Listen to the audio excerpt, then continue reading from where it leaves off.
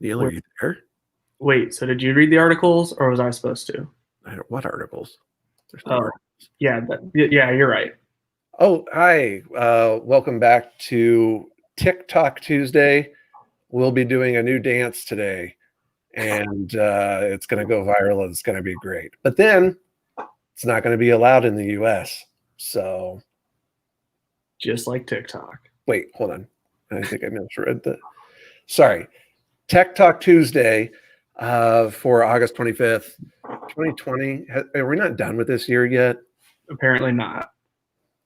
Can we just change our clocks on our computers and then it just pretty much like we just start referring to them by those days? And I mean, just cut out like the last quarter, right. Just screw it. Right. I mean, either one, like people think we're crazy and let it happen, or people are really into it and let it happen. Yeah, and there you go. With us, we'll prove ourselves crazy. Right? It's a win-win. I see no downsides here. We're doing it. So welcome to our Tech Talk Tuesday, our weekly look into technology, news, and we really try to select a few things that we found interesting in hopes that maybe you will also, and do a little bit of a dive into it. And with that, let's go ahead and get started. Oh, goodness. Okay, if you're okay with it, I'm okay with it. For a lot of us that are working from home, and that's pretty much a lot of us. You might have noticed that Zoom was down because, even though there's, 300 different ways to do video conferencing, including StreamYard, by the way, which is a really good provider. Zoom is by and away the market leader. But, what happens when they have a little downtime on a Monday? I say, thank you. But a lot of people were really upset about it. And of course, there was no real explanation. They said they were going to push a fix and it only affected, some people. But it seemed like a lot of people were actually affected by this. Did you get hit by this at all? No, I had a Zoom at 9 this morning and it was completely fine. So, Well, today's Tuesday. Well, yeah, you're right. Yeah. It's So, Tuesday, wait, 25th, we're doing 2021. Tech Talk Tuesday, not Monday. Yeah, yep, you're right. Right. So yeah, no, clearly. But it's good to know that it worked for you this morning too. Well, yeah, that's true. I mean, it could have been down again this morning, and I just wouldn't have even known. Man, it's a hard knock life. Yeah, I mean, it just kind of, for me, this just kind of says that if the entire world is basically going to rely on one thing, that's really not good. So yeah, I mean, and that goes down in a lot of sectors, right? But particularly like if we are going to rely on video conferencing in this COVID world, then we need more than one option, which is why I'm really happy that Google Meet is doing very well and continuing to add features. Me too. I'd like to think that this was like some weird typo and there was no appropriate test created for it and that it got shipped just way too soon. And kind of like what happened to, did you see Microsoft's flight simulator? They had like a 221 story building just rando in the middle of it. And it was all just due to a typo. Like there's just like somebody got a little keyboard happy and put too many digits in. But yeah, I'd like to how'd that make it past Q&A? I know. I'm telling you, like, but this is kind of the world that we live in. But yeah, it's tough, and hopefully we won't see any more outages. But if we do, or if you don't see me on a meeting, it's definitely because Zoom is down. Noted. Just saying. Well, if you are not aware, there are several wildfires going on right now in the Western United States.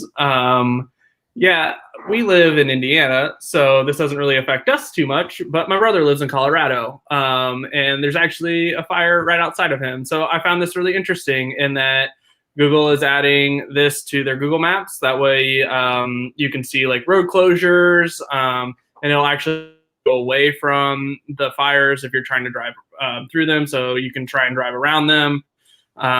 which I hope that you would do anyway. But people, 2020, something about 2020. Something about it. But yeah, so they piloted this year or this feature last year with the state of California, and they have now officially rolled it out for everyone. So if you're out west and there's wildfires going on, use Google Maps because it will help you navigate around those and keep you safe. Interesting. No response back from Google on our request if they actually play Billy Joel's "We Didn't Start the Fire" while you're using it. Yeah, I mean, I did not start the fire. Well, hold on. Now that you had to say that, like, I feel suspicious. There's not a lighter sitting right next to me. Leave me alone. Smoker. No, that's terrible, man. I mean, like, and I feel like this is like a every year kind of thing, but it feels especially horrible in this year. So yeah, just like add it to the list. Yeah, and then we got like what, double hurricanes or something like coming in on the coast. Yeah, merging to make a super hurricane. We had murder hornets. Never heard much more about the murder hornets. Did right? you? Like, I feel like they were here, they got their murdering in, and then they left. Like, I don't know what happened. Like, exactly. Yeah, I don't know. I have questions. We need to get a murder hornet on the show and ask them what's going on. Yeah, just we'll put them next to you though. Okay. No, it seems what could go wrong. Well, that's awesome. I think that's a cool feature, and it's good to see more use of technology like this, like actually doing a public good, kind of for free, right? So I know nothing's free, but it's as free gets, I guess, in the modern economy. So I think that's cool. Moving right along, and this will have you so excited, Neal. Oh, I'm sure. Your favorite agencies, the FBI and CISA, the CISA, who is responsible for secret courts. Let's not forget that they have secret courts and secret warrants, and they don't have to tell anybody about it. So the one thing they are going public with is that apparently there's a surge in phishing campaigns using kind of voice over IP. I think this is interesting because I've always thought that there was a lot of these going on, so there must really be a pretty substantial surge if they're actually making a statement about it, because normally it's just like status quo, I feel like.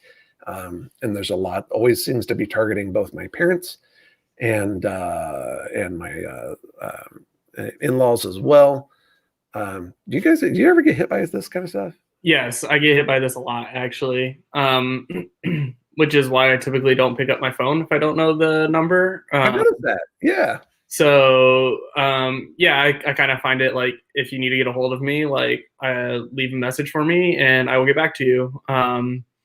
But yeah, no, I've gotten hit by these a lot.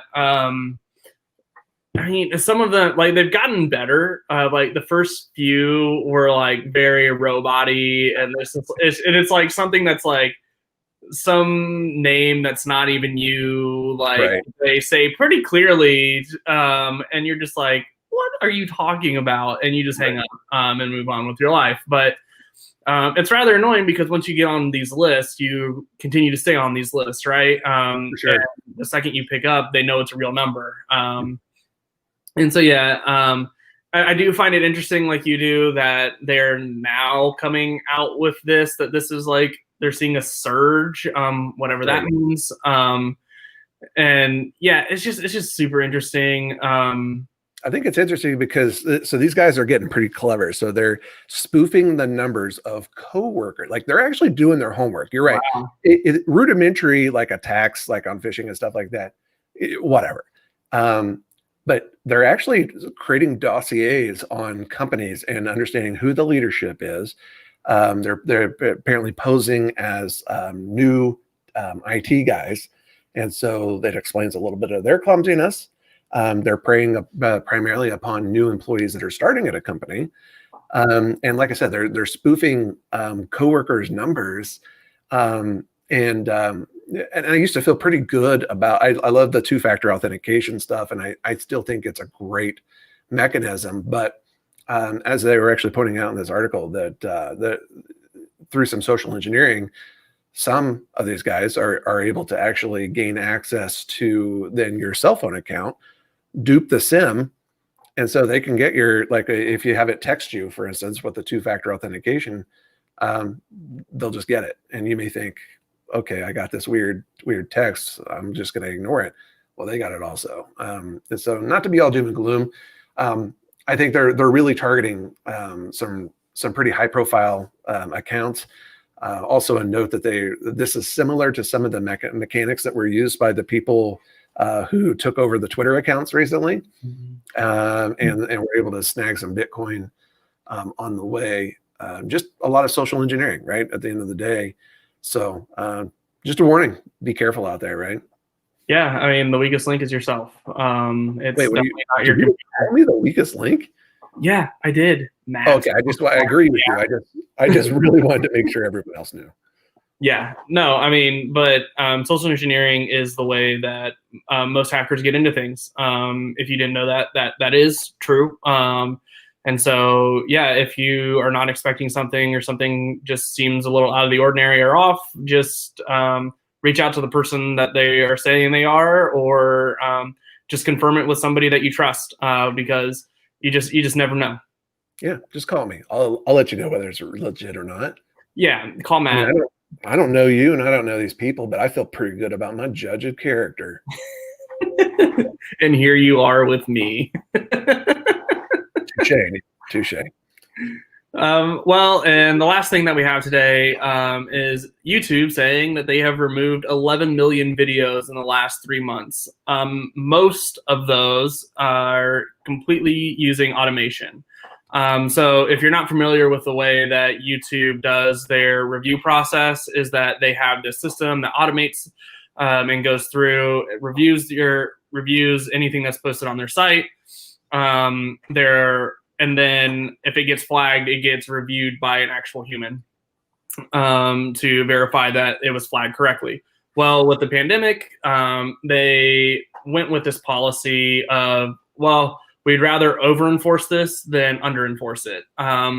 So what they've done is they've basically let their algorithm loose on it and let it do its thing. And it's actually done pretty well for the most part. It's led to like a 3x increase in the removals of the content system, which is feels like a lot, right? But most of these have not been appealed either. So yeah, that's what I was seeing that. Yeah, and so to me, it's telling me that like it's doing a really good job. They could probably let it loose a little bit more. But yeah, I mean, it's really interesting. The breakdown. Yeah. I was getting ready to say. Yeah, there you go. Of it. But yeah, there's your breakdown of what things are getting flagged for. So all very legitimate and good reasons. I'd have to agree with that. But yeah, one thing that I found super interesting is like the last line here is 3/4 were removed before they got more than 10 views. Wow. That is crazy to me. But yeah, I mean, I actually like this. I'd rather a company like take the caution over just saying like, screw it, because of the pandemic.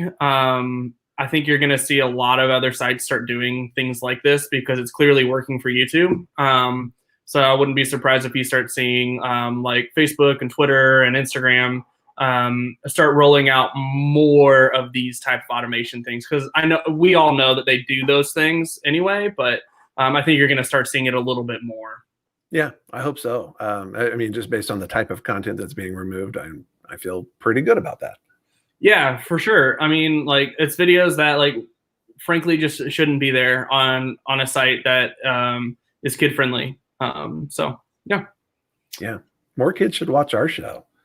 Ooh. Well, with that comment,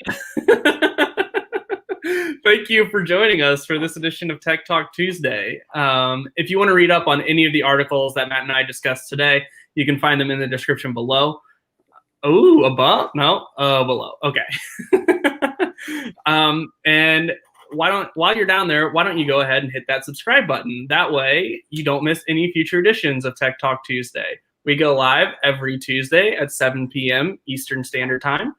And yeah, we are also on Facebook, Twitter, and Instagram, and we still don't have a graphic for that, but we'll get on it one of these days. We're on Twitch also. I think it's we are on Twitch. Yes, I forgot to add that to my list. Yeah. Well, hold on. Let me pull up the graphic for that. Nope, I don't have one for that either. So yeah, I figured.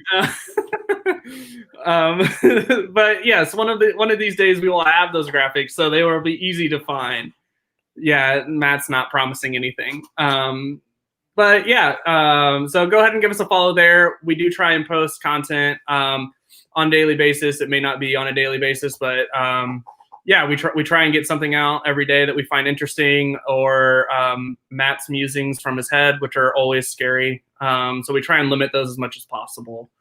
But yeah, so with that, we will see you guys next Tuesday. It is that went really well for not reading the articles. You did really good. Oh, man.